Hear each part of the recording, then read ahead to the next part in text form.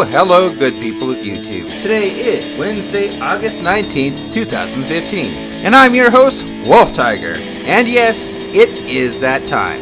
The time for another exciting episode of The Things That Make You Go,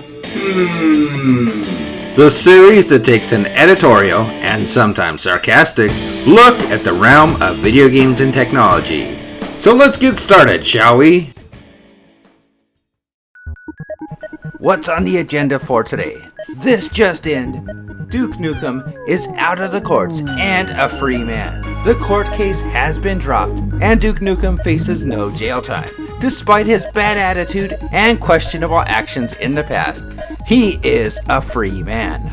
And that means the protests, the protesters, and the chants of Free Duke, Free the Bubblegum, Free the Myth, the Legend, can officially be ended because Duke Nukem is again, as I said, a free man. And to top it off, he's 100% the property of Gearbox. That's right, Duke Nukem and franchise are fully the property of Gearbox. Let me get you more details on this story.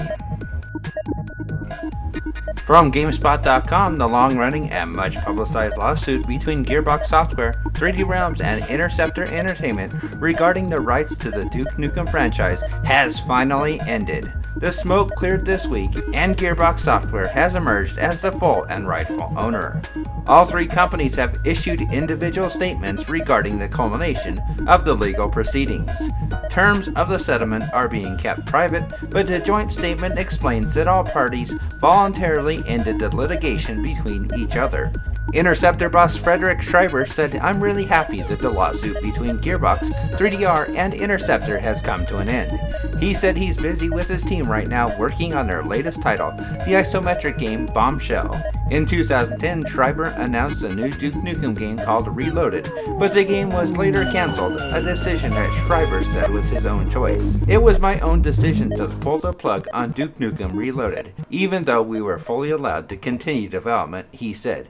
"I respect Gearbox for supporting a young developer, and I'm glad we can now put this behind us." 3D Realms CEO Mike Nielsen, meanwhile, said in his statement the company never intended to cause any harm to Gearbox or the Duke Nukem franchise. When Interceptor acquired a license to develop Duke Nukem Mass Destruction, Duke Nukem Survivor, from 3D Realms, we did so in good faith and were not aware of any conflict, he said.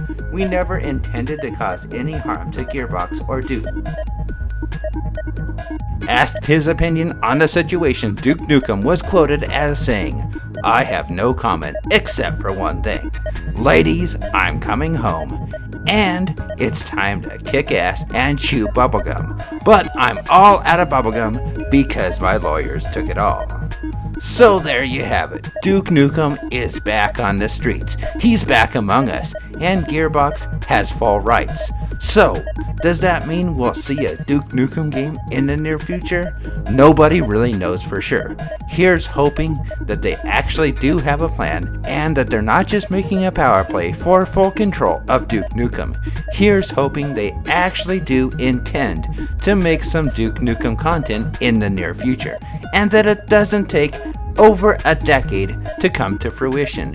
Here's hoping we actually do see a fresh Duke Nukem game in the next couple years.